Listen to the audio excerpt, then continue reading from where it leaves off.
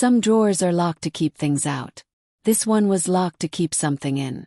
In a forgotten house on the edge of a fading village, silence has a shape, and memory gathers like dust in the corners. When Eleanor returns to the study she once fled, a key unlocks more than a drawer. It opens the past, where shadows never left and dust remembers everything. The room had always been quiet.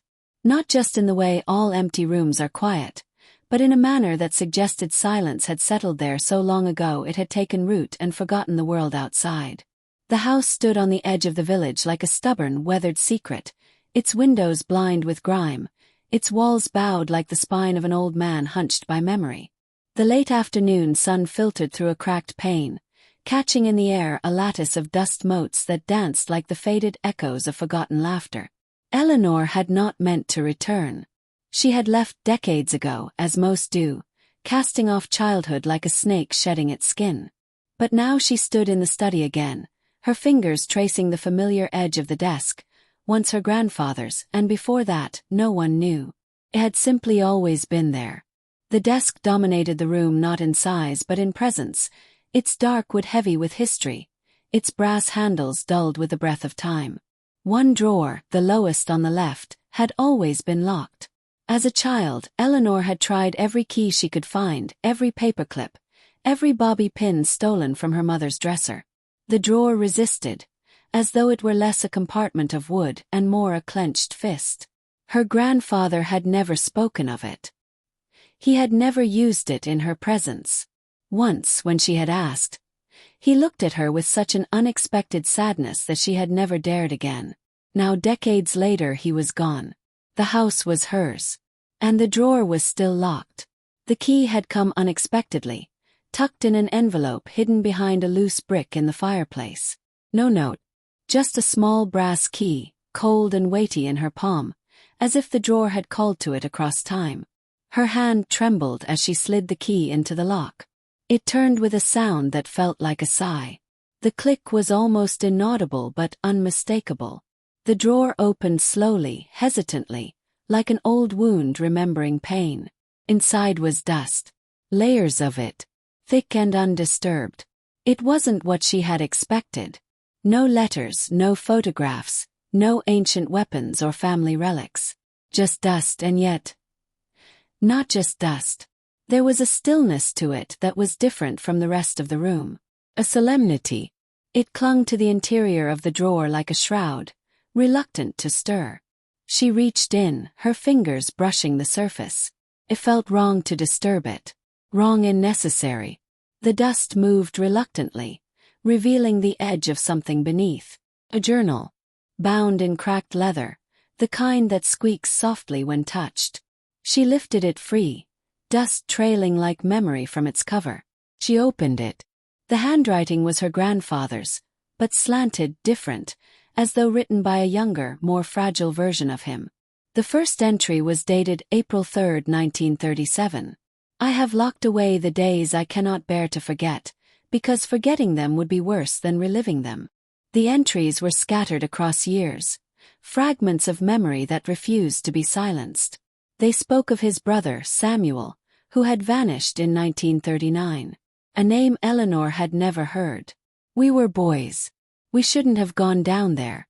The well was old, and the rope was frayed. I told him not to. God help me, I told him not to.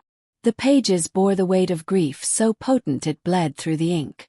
Each line seemed etched into the paper by hands desperate to contain the uncontrollable. He had searched for days. He had descended the well himself.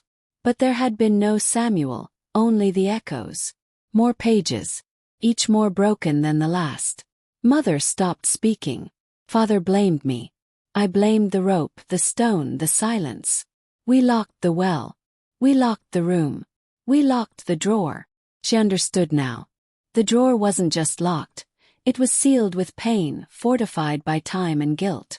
It had become a vault, not for valuables, but for the unbearable. There were drawings. A child's sketches in pencil and charcoal.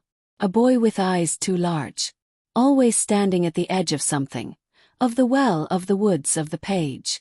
One showed the boy in the corner of this very room. his outline faint, almost spectral. The final page held no words. Only a smear of charcoal, a blur that could have been a figure or just the mark of a trembling hand. Beneath it, a single line etched deeply. He never left. Eleanor closed the journal. The dust in the drawer still stirred faintly, disturbed not by her hand but by the memory itself, now woken.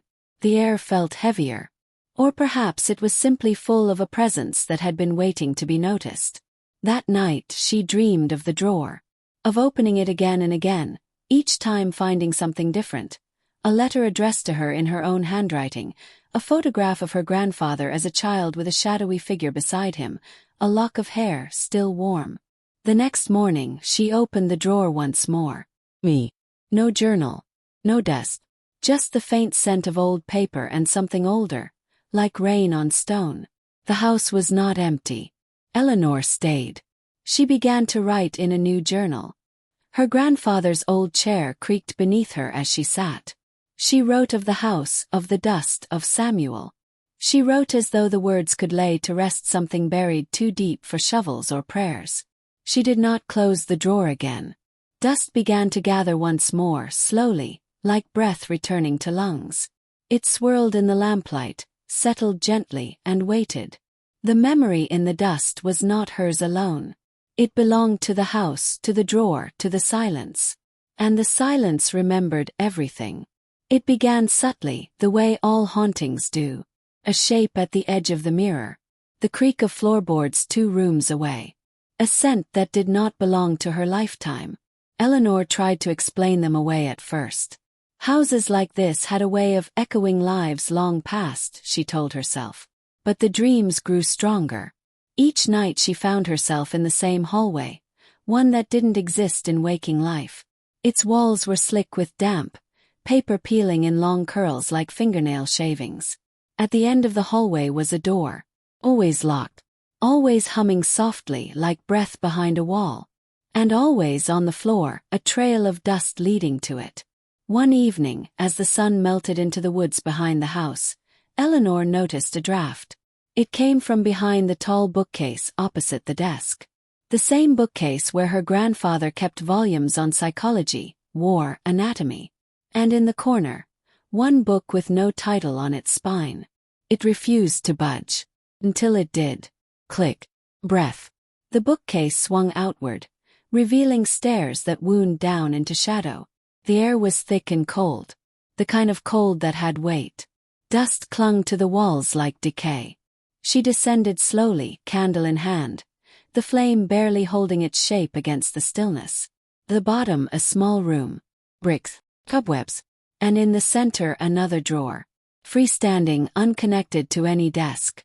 Identical to the one upstairs. This one too was locked. But the key from the journal drawer worked here as well. Inside a mirror. Small handheld. Its surface tarnished, but not entirely opaque. Eleanor lifted it. The reflection stared back. Not quite hers. Her face but younger. Ill. Eyes wide with some knowledge the waking Eleanor didn't possess. And over her shoulder, the mirror fell, cracked on the stone floor. And in that fracture the image shifted, the boy. Samuel. Not dead. Not lost. Trapped. Not in the well. But in memory. In the dust. In the drawer. She ran then. Not from fear. From understanding. The drawer wasn't a prison. It was a sanctuary. A reliquary. A container for grief so profound it refused to dissipate. Dust is not the absence of memory. It is memory decomposed, diffused, patient. And in that dust the lost linger. Eleanor returned upstairs. She sat again at the desk. This time she did not write. She spoke. "I know now," she said to the empty room. "You waited. You never left. Open the drawer. I see you." The dust lifted gently from the drawer, swirled and settled into a form. Not quite human, not quite shadow. But real. Samuel. He did not speak. But his presence said everything. Gratitude. Release. Recognition. The drawer sighed shut. Not locked. Just closed. And Eleanor, for the first time, felt the silence exhale. She continued her grandfather's ritual, recording what the house whispered to her. Images, shifts in air pressure, voices in dream speech. Each entry in her journal deepened her understanding, and the connection between the dust and memory. The drawer became her confessional, her communion. With time, others came. Cousins, archivists, curious strangers who heard tales of the strange house on the edge of the village. Eleanor showed them the study. She let them open the drawer. Sometimes it was empty, sometimes not. One child, a pale boy with a stutter, found an old coin wrapped in velvet. Another, a widowed historian, retrieved a pressed flower, still fragrant. The drawer revealed what the seeker needed, never more. Always bound to memory. Always veiled in dust. Eleanor grew older. Her handwriting slowed. The drawer, ever patient, mirrored her pace. On her final day, she wrote a single line. May the drawer never forget. The dust rose gently around her. Not to consume but to cradle. She was gone and yet not. The drawer remained. And in the quiet house, on the edge of a village nearly lost to time, a child once again discovered the locked drawer. Opened. And the dust remembered. In the weeks that followed, Eleanor changed. Not dramatically. Not in ways the world might see, but in ways that made the house less hollow. She walked differently now, as if listening to the floorboards.